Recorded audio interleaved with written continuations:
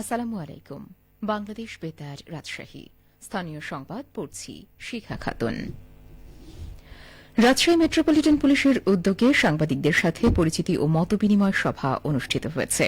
আজ আরএমপি সদর দপ্তরে আয়োজিত এই সভায় সভাপতিত্ব করেন আরএমপির পুলিশ কমিশনার মোহাম্মদ ফয়েজুল কবির।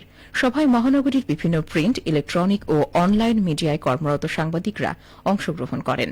অনুষ্ঠানে পুলিশ কমিশনার সাংবাদিকদের সাথে শুভেচ্ছা বিনিময় করেন এবং মহানগরীর আইন শৃঙ্খলা পরিস্থিতি, জননিরাপত্তা, মাদক ও অপরাধ নিয়ন্ত্রণ সহ বিভিন্ন গুরুত্বপূর্ণ বিষয় নিয়ে মতবিনিময় করেন। তিনি বলেন, জনগণের নিরাপত্তা নিশ্চিত করতে রাজশাহী মেট্রোপলিটন পুলিশ আন্তরিকভাবে কাজ করে যাচ্ছে। পুলিশ ও গণমাধ্যমের মধ্যে সুসম্পর্ক এবং সমন্বয়ের মাধ্যমে সমাজে ইতিবাচক পরিবর্তন আনা সম্ভব। বস্তুনিষ্ঠ সংবাদ প্রকাশের মাধ্যমে অপরাধ দমন ও জনসচেতনতা বৃদ্ধিতে সাংবাদিকদের গুরুত্বপূর্ণ ভূমিকা রয়েছে বলেও তিনি উল্লেখ করেন। সভায় উপস্থিত সাংবাদিকরা মহানগরীর বিভিন্ন সমস্যা, জননিরাপত্তা ও নাগরিক সেবার বিষয়ে নিজেদের মতামত তুলে ধরেন। পুলিশ কমিশনার সাংবাদিকদের মতামত গুরুত্বের সাথে শোনেন এবং প্রয়োজনীয় পদক্ষেপ গ্রহণের আশ্বাস দেন। সারা দেশে একযোগে আগামী 19 মে থেকে শুরু হচ্ছে 3 দিনব্যাপী ভূমি সেবা মেলা। ভূমি সেবা সহজীকরণ, ডিজিটাল প্ল্যাটফর্মের সঙ্গে জনগণের পরিচয় এবং প্রান্তিক পর্যায়ে জনবান্ধব সেবা পৌঁছে দিতে এ মেলার আয়োজন করছে ভূমি মন্ত্রণালয়। আজ রাজশাহী বিভাগীয় কমিশনারের কার্যালয়ে আয়োজিত এক প্রেস ব্রিফিংয়ে এই তথ্য জানানো হয়। ব্রিফিংয়ে লিখিত বক্তব্য পাঠ করেন অতিরিক্ত বিভাগীয় কমিশনার রাজস্ব ড চিত্রলেখা নাজনীন। তিনি বলেন, ভূমি সংক্রান্ত সেবাগুলোকে অটোমেশন ব্যবস্থায় নিয়ে আসার ফলে এখন জনগণ ঘরে বসেই অনেক সেবা গ্রহণ করতে পারছেন।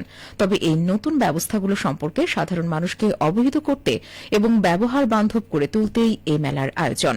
প্রেস ব্রিফিংয়ে আরও জানানো হয়, 19 মে সকাল 10টায় ঢাকার তেজগাঁওয়ে ভূমি ভবন থেকে প্রধানমন্ত্রী তারেক রহমান আনুষ্ঠানিকভাবে মেলার উদ্বোধন করবেন। উদ্বোধনী অনুষ্ঠান দেশের সব জেলা ও উপজেলায় সরাসরি সম্প্রচার করা হবে। রাজশাহী বিভাগেও বিভাগীয় শহর সহ প্রতিটি জেলা ও উপজেলায় উৎসব মুখর পরিবেশে এ মেলা অনুষ্ঠিত হবে। বিএডিসি সেচ বিভাগ সেচ কার্যক্রম পরিচালনার জন্য জমির নিচে সেচ নালা নির্মাণ করছে। নতুন এই প্রযুক্তির বাস্তবায়নে সেচ কার্যক্রম পরিচালনার পাশাপাশি আবাদি জমির অপচয় রোধ হচ্ছে। ভূগর্ভস্থ সেচ নালা নিয়ে এখন শুনুন আমাদের নাটোর জেলা সংবাদদাতার একটি প্রতিবেদন। বিএডিসি সেচ বিভাগ সেচ কার্যক্রম পরিচালনার জন্য জমির উপরিভাগে নয়, জমির নিচে সেচ নালা নির্মাণ করছে। নতুন এই প্রযুক্তিতে নাটোরের 2টি উপজেলায় 1.5 কিলোমিটারের অধিক সেচ নালা নির্মাণ হচ্ছে উল্লেখ করে বিএডিসি নাটোর জেলা কার্যালয়ের নির্বাহী প্রকৌশলী মোহাম্মদ সাজ্জাদ হোসেন জানান, বিএডিসি নাটোর সেচ বিভাগের আওতায় সিংড়া উপজেলার শেরকোল ইউনিয়নের ধুলাউড়িতে 18,59,720 টাকা ব্যয়ে 410 মিটার ভূগর্ভস্থ নিষ্কাশন পাইপলাইন এবং গুরুদাসপুর উপজেলার চাপেলা ইউনিয়নের মহারাজপুরে 1220 মিটার 16 ইঞ্চি ব্যাসের ইউপিভিসি পাইপ দ্বারা নিষ্কাশন পাইপলাইন নির্মাণ কাজ চলমান রয়েছে। ভূগর্ভস্থ সেচ নালা নির্মাণের ফলাফল প্রসঙ্গে নির্বাহী প্রকৌশলী বললেন, এই নিষ্কাশন পাইপলাইন নির্মিত হলে 2 এলাকার প্রায় 200 হেক্টর কৃষি জমি জলাবদ্ধতা থেকে রক্ষা পাবে। ফলে এক ফসলি জমি 2 ফসলি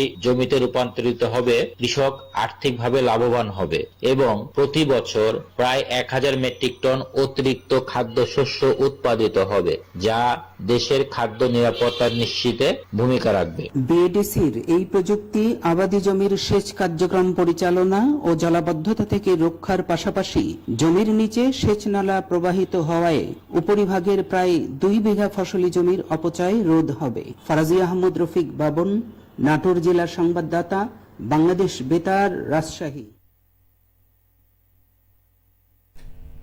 খেলার খবর দাবা। আন্তঃবিশ্ববিদ্যালয় দাবা চ্যাম্পিয়নশিপ 2026-এ প্রথম দিনের 3টি ম্যাচের মধ্যে 2টিতেই জয় পেয়ে শক্ত অবস্থান ধরে রেখেছে রাজশাহী প্রকৌশল ও প্রযুক্তি বিশ্ববিদ্যালয় রুয়েট দাবা দল। খুলনা প্রকৌশল ও প্রযুক্তি বিশ্ববিদ্যালয় কুয়েট আয়োজিত টুর্নামেন্টের প্রথম ম্যাচে রুয়েট 3-1 পয়েন্টে জগন্নাথ বিশ্ববিদ্যালয়কে পরাজিত করে দুর্দান্ত সূচনা করে। এরপর দ্বিতীয় ম্যাচে রাবির সাথে 3-1-এ হারলেও জাতীয় বিশ্ববিদ্যালয়ের বিপক্ষেও একই ব্যবধানে 3-1 পয়েন্ট জয় ছিনিয়ে আনে রুয়েট। সবশেষে আবহাওয়া। আজ দুপুর 2টায় রাজশাহীতে তাপমাত্রা ছিল 35 ডিগ্রি সেলসিয়াস।